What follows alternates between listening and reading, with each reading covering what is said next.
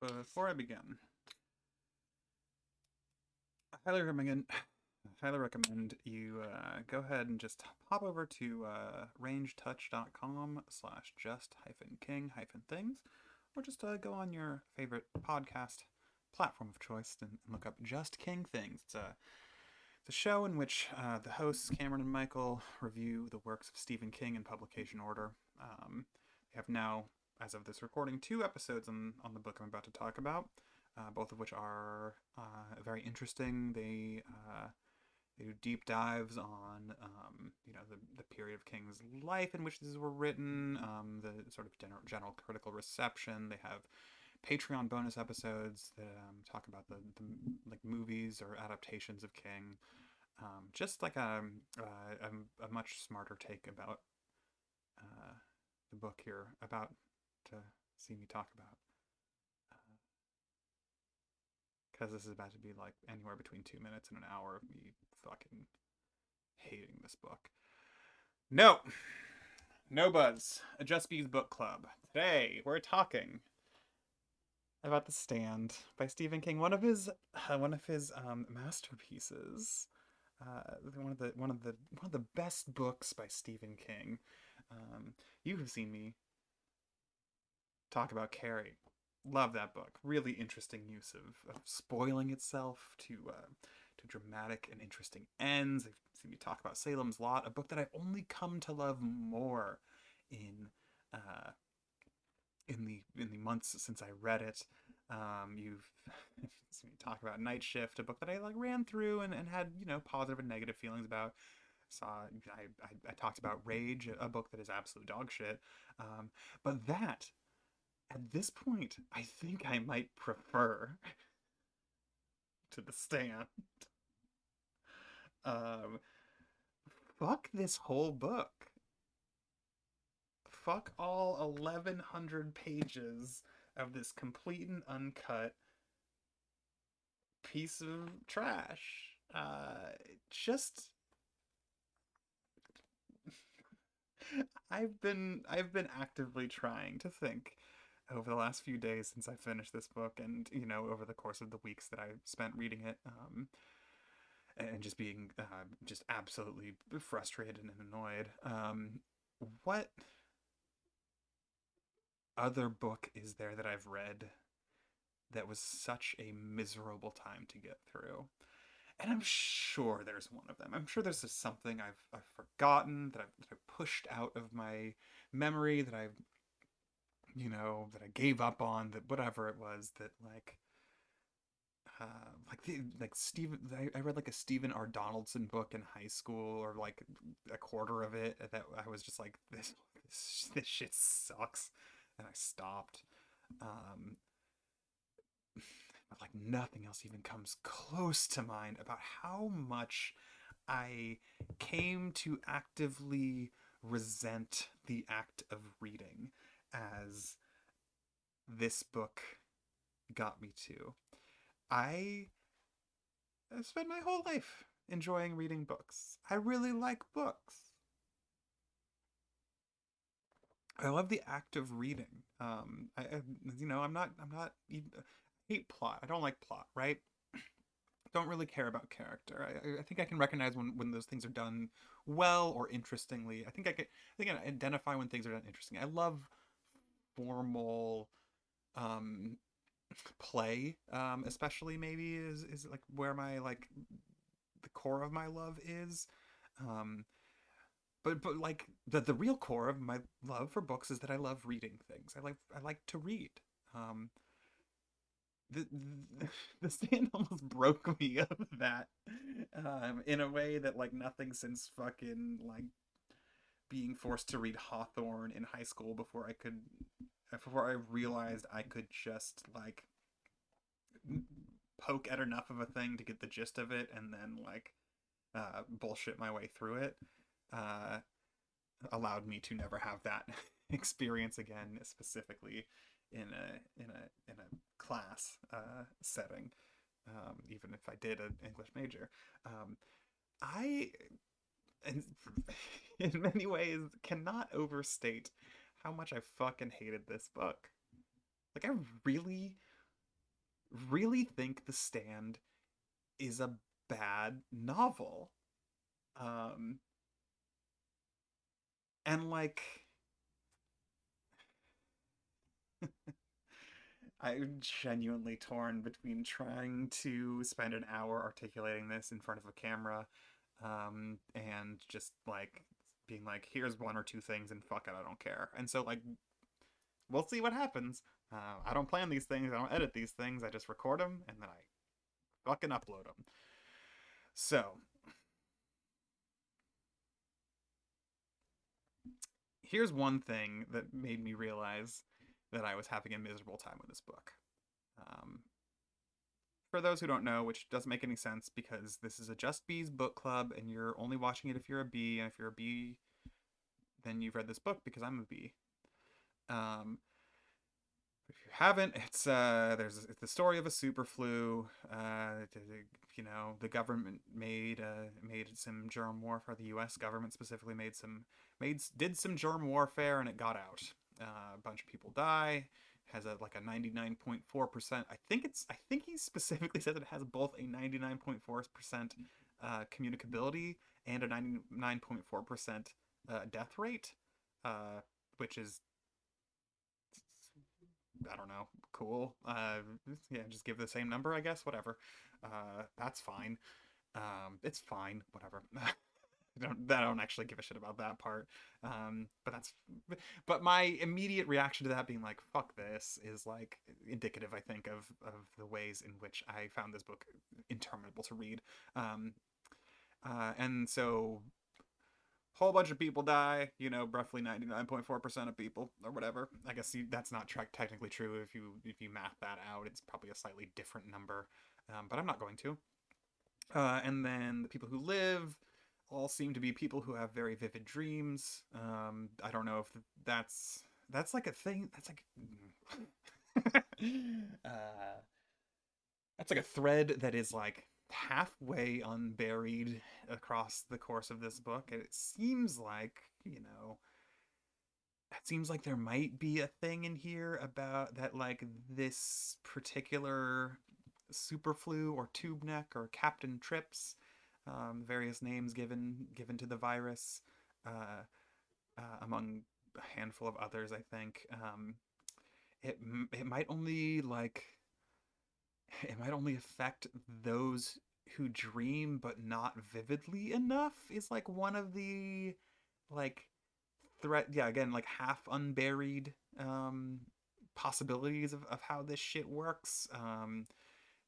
That would explain the dog who lives, whose name I've fucking forgotten, because there's 700,000 characters in this book. Um, Kojak, I think it's Kojak. Yeah, it's Kojak or Big Steve. Of course, I still fucking remember that shit. Um, Not happy about this book. Will continue to be annoyed. The like the dog that lives is has his own little mini chapter where he has like a very vivid dream, and all of the characters who live have dreams of these two figures. One is Mother Abigail, who's like a 108-year-old black woman from Nebraska, from Hemingford Home, Nebraska specifically, who uh, appears to people in their dreams singing old soul tunes on her guitar, and when welcoming them in. These are for the good people. These are for the good guys. Capital G, capital G. And the other folks have dreams of the walking dude, capital W, capital D.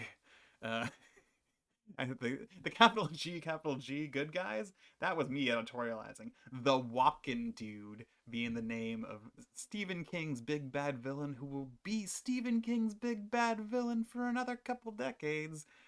That's in the text. Or the Dark Man, or the 90 other fucking monikers that all suck. But the walking dude, terror, right? Can't you just feel the terror? Um, Randall Flagg, as he is sort of most commonly known, I guess, throughout Stephen King. I will say, just from, my own thing, before doing the Stephen King in publication order thing, again, I'm following Just King Things method. I think they are much smarter critics than I am. So just listen to Just King Things. That's my motto. Um, Before embarking on this project, I had read very few other King books. Around like 2013, I read Joyland and really liked it. That's like when that one came out around that year. Um, and it's like a little procedural crime coming of age thing. I really liked it not because I thought the characters were good, but because I thought the characters were really fucked in very specific ways. At some point, I read Cell, which I think is one of the worst novels I've ever read. Although I guess it certainly didn't go anywhere near this bad. Um, and then like a couple years ago, I read Cujo for the first time. I thought I really liked it, and I'm like excited to get back to it again in this project and go back to that book. I think Cujo is going to be really worth a reread. Um, but the first thing by King I ever read, and the only thing by King I've reread multiple times actually, I think I read it through 3 times in its entirety, is the Dark Tower series, which is it's a fun and interesting thing to think about. I really like the Dark Tower series. I thought the movie was was a mess, and not in a good way, but not like the worst thing I've ever seen, because I have no reverence for adaptations in that particular kind of way. But so I had, I have met Randall Flagg. I've read 7 books that reference him not infrequently, 3 times through each. Uh, and this is the first time I've met him in his first incarnation, which I believe in Just King Things they refer to him as very Bugs Bunny, which is real accurate. So yeah, there's the walking dude. He's the other person that people dream of on their pilgrimage across the United States to have a standoff between good and evil. That doesn't matter. It just simply does not. Nothing matters. That's fine. That's actually a positive in books for my taste. Uh, Always, honestly. I think this book would be worse if it tried to have a big climactic battle as opposed to the absolute dud of an ending that it does have. And I can't imagine many books that are worse than this one. I've also said that I suspect that in 6 months or 2 years or something, my tune will have changed, and I'll be like, well, there were all those really neat things about the stand. There was some cool stuff in there. But for my money, for right now, even a couple weeks out of having finished it, this book's bad. Um, so yeah, a handful of people live, including this miserable sociologist named Glenn Bateman, who's just the worst. All the characters are the worst. Is that true? Is that true? Give me one sec.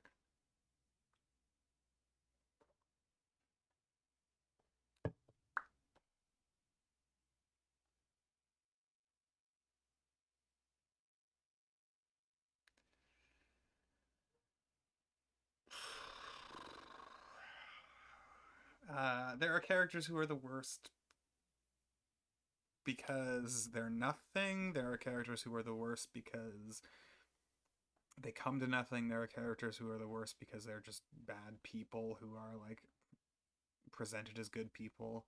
Um, I don't think there's a single good character in this book. Um, there's like there's an attempt to make Larry Underwood an interesting character that I think falls absolutely flat. Uh, I think Harold, shitty like grunt who thinks he's a supervillain, Harold would be a really good character if you cut out the like 200 pages that are just him being like, huh, right now could be the moment when I stop being a bad guy and just start being Hawk, the good guy that people like. Anyway, I'm not going to do that. Which, again, that could be a fine thing, if it happened once or twice, maybe even 3 times, it happens a dozen. It happens fucking so many times. There's Franny is kind of a nothing character. Nadine is absolutely a nothing character. Randall Flagg is, again, quoting Just King things, is just a Bugs Bunny motherfucker. Bugs Bunny is Hitler, I guess. Lloyd, who is like the sidekick of a like weird criminal who gets thrown in jail right when the super flu happens and like resorts to cannibalism to stay alive and then becomes Randall Flagg's secondhand man, is like, again, almost a character. The Trash Can Man is almost a character. Nick Andros is almost a character. I don't even want to talk about Tom Cullen shit. I don't really want to talk about Nick Andros shit because I don't want to. Yeah, the fuck this whole book through and through. This is a fucking Ayn Rand book. Like, this is like the ideology in this is bad. Anyway, I think the thing I was going to get to is the the way I could tell that I fucking hated this book is there's a moment where we get a big fucking whatever 100-page chunk of story about the Trash Can Man, who is a character who is what we would, I guess, call a pyromaniac in like the 90s. Is a person who hears voices sometimes, but that gets dropped real quick, honestly. Who has an obsession with burning things, and who's given electroshock therapy as a young kid because of like burning up people's mailboxes. Who becomes like sort of the second right hand man of Randall Flagg for a little bit, in a way that like there are bits and pieces of this that are like kind of at least gesturing at something. Like when he first gets to the evil base and everyone is like, "Hey, nice to meet you," and he has this moment of being like, "Oh, people don't fucking hate me in the way that like they fucking hate people in small towns who are, visibly or invisibly disabled." There's a moment of it almost being a character there, but early on when that happens, he gets to this town and is fed some food. He is fed some food, and he eats it up because he has had a long journey through the desert. There's a lot of long journeys through the desert. There's a lot of Jesus in this, and it's not handled interestingly. Um, he's fed a meal that has a sandwich. He eats the sandwich, and then he looks over and sees the bowl of soup that he really wants to eat, but then he sees it and he sees it and he's like, oh, it's like it looks like blood, and that made him remember what happened to the kid. And then like later on in the chapter, we've already been introduced to the kid. The kid is this greaser who has a souped up car that he's all like in love with, and is like his personal car from before the apocalypse that he's like, yeah, I'm gonna fucking fuck everything up. The kid is also on his way to meet the big bad guy. He picks up Trash Can Man, and just like that, just fucking completely unnecessary and uninteresting scene sexually abuses him with a pistol. And that gets Stephen King to have an opportunity to write about like previous sexual abuse the Trash Can Man has experienced, in when he was incarcerated, which is just like the most fuck you, let's fuck you shit, fuck you liberal, whatever. Um, his liberal Ayn Rand, I guess. Liberal pejorative. I'm not even getting to that at this point. But yeah, again, he sees the tomato soup and he thinks about how the kid ended up. Cut to 40 pages later in this chapter or whatever. The Trash Can Man sees of the kid, a bunch of wolves have surrounded the kid, and he shoots a couple of them and then retreats into his car, and he locks himself in his car. And And then Trash Can Man sort of yells at him and mocks him with his own particular idiolect, and leaves. And the connection there is that, like, Trash Can Man saw this tomato soup and thought of all of the bloody mess that the kid was left as. But he never saw that. Even a little bit. There's not even like a reference later to the Trash Can Man having a vision of when the kid finally got out. You do see the kid after he's been killed. But that's much, much, much later in the book, like 4, 5, 600 pages. It's hard to tell. This book is 1,100 pages long, at least in the fucking trade paperback copy that I have. Not even talking about mass market here. And I will say, just as a quick aside, this is an illustrated version, so it's got a bunch of little plates from, not a bunch, but a handful of little plates from, I believe his name is Bernie Wrightson. I don't remember if I have the first name right, is the thing. And some of them are pretty good. He's a pretty cool illustrator. Yeah, you can kind of see that there. I just realized my headphones are talking.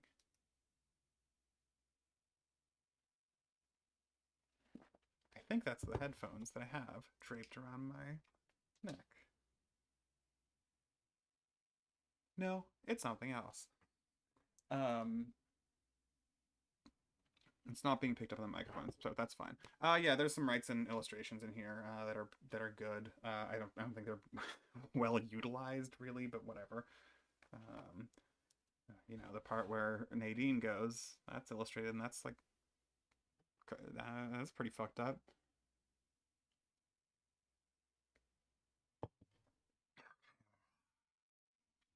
I'll see you in 20 minutes. Okay.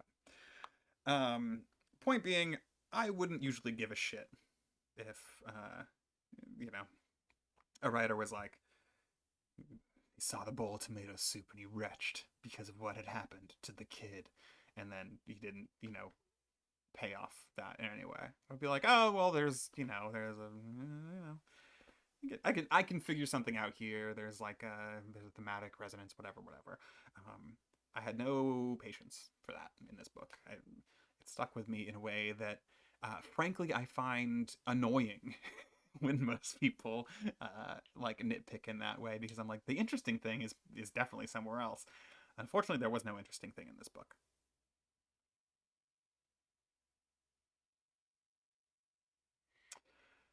Um, yeah, the political ideology of this book, I don't want to like dive deep into it again. I'm already eliding the like absolutely nasty use of fucking disabled characters here.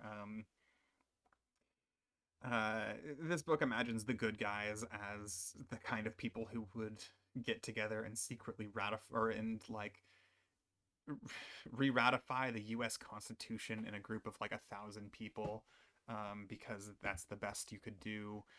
Because fucking Glenn Bateman, sociologist, is here to say whenever two people get together, it's good. Whenever three people get together, they're going to reform society.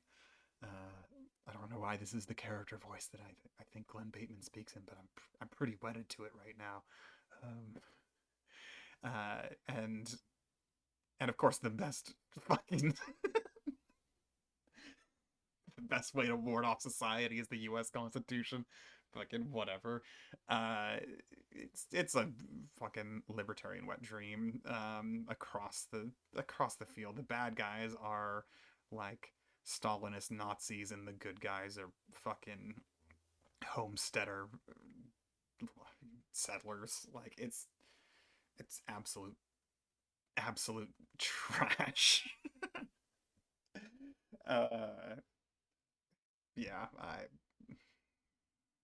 I just genuinely don't want to even fucking try to talk about it, because like the experience of reading this book was so miserable that like I don't even want to give it the breath to talk about how like um how impoverished the imagination of human interaction is. Or maybe let's let's say I don't want to talk about that directly, because I think I would start talking forever. um but speaking of like impoverished imagination of human interaction. I think I've talked about this in previous Stephen King episodes on No No Buzz, the Just Bees book club, where only bees are allowed to watch. King is very good at writing specific characters. He's very good at sketching a character and making them feel like a whole person. There are, like I said, there are no good characters in this, and there are some fucking terrible ones. Like one of the earliest things is Larry Underwood. I mentioned is like one of the characters that King almost kind of does something with, but doesn't really. He's he's a musician who has a hit called Baby Can You Dig Your Man?" And he gets his big hit in Los Angeles. It's his break. He parties way too hard, doesn't know how to deal with his new fame, and then realizes he's like deep in debt because his advance won't even cover like most of the drugs for the party he's been throwing for the last week. So he gets the hell out of Dodge, drives back to New York City to move in with his mom. And his mom is, I think, the worst character I've ever read in a Stephen King novel. She's nothing. She gets like a pretty decent amount of screen time, and like her entire characteristics are like she hates Puerto Ricans. She remembers all the food that Larry used to like, and she's cold. And that, I just found there was nothing three dimensional about her. There's nothing even two dimensional about her. There's not like I don't even like it's just like some words on a page. There's nothing that coheres out of them in my head. On the Larry thing, I think Rita is like this older woman who I guess Rita has two dimensions. Maybe one is that like she's an older woman who Larry shacks up with because they're both immune to the virus, and Larry clearly has mommy issues. And she's like a rich person who doesn't know how to survive in the apocalypse, so she dies of an overdose. While Larry is singing the national anthem naked, getting ready to like because he wants to fuck her on the 4th of July. Really good shit. Um, uh,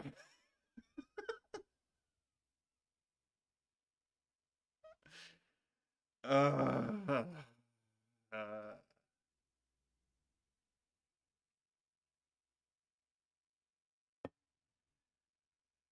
I'm genuinely trying to like think of things to say about this book that aren't like a deep sigh or a genuine vitriol. Um, I finished it. No, that's a both a deep sigh and a genuine vitriol. Fuck me, man. I like genuinely don't understand why people hold this book in any kind of regard at all. Um, I would say like stay the fuck away from the stand. This is like again one of I'm sure there are things that I'm forgetting that if I was prompted or if I like went through and like had a checklist or something, I would find there to be at least a handful of things I hated reading more than this. Um, like I guess like the Silmarillion, I did not. I was in fourth grade when I read it, and I read it for like extra credit for a class, maybe fifth grade. Um, and I remember being quite a drag, but like, whew, um, this is definitely top 10 worst reading experiences of my life, probably top 5. um and I'm still considering continuing on with this attempt to continue reading Stephen King in publication order, um if only because again I love the Dark Tower series. I really liked Cujo. I think Salem's Lot's incredible. Like I've talked about on this YouTube channel before. I think I even think Jack Torrance in The Shining is like a pretty compelling fucking character. This didn't do fucking anything for me. I and I don't read the comments, so like fucking hit them up. um, because this is the Just Bees book club, but like, yeah, the closest I've gotten to understanding is through Just King Things, and I'm sure there's a lot of other people who like it even more than they do that I could engage with. Maybe I will in like a year when I've stopped being fucking mad that I read this book. Um,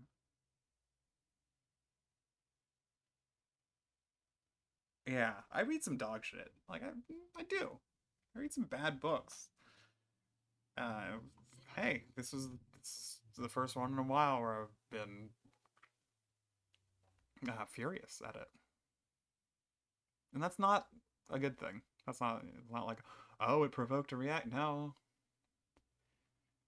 no, it sucks. This book sucks. The Stand sucks. It's a bad book.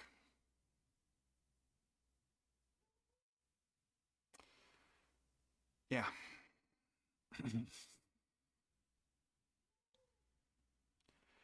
I read the whole thing.